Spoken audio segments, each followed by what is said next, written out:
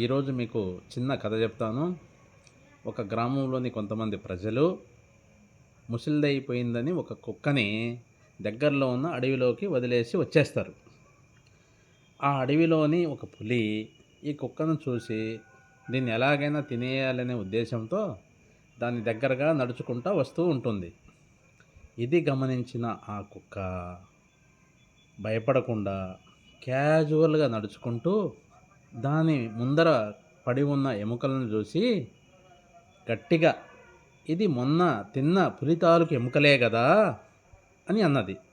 అది విన్న పులి భయపడిపోయి, వామ్మో పులినే తినేసే ఈ జంతువు ఏంటని భయపడిపోయి దూరంగా పారిపోతుంది.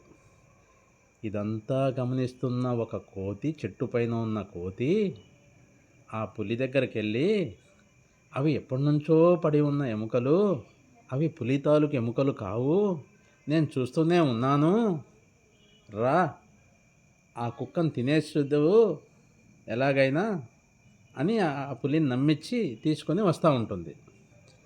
ఇది గమనించిన కుక్క భయపడకుండా క్యాజువల్గా నడుచుకుంటూ గట్టిగా, చాలాసేపు అయిందే ఒక కోతిని పులిని తీసుకొని రమ్మని చెప్పి పంపించాను, ఏంది ఇంకా రాలేదు ఈ కోతి పులిని తీసుకొని అని గట్టిగా అన్నది.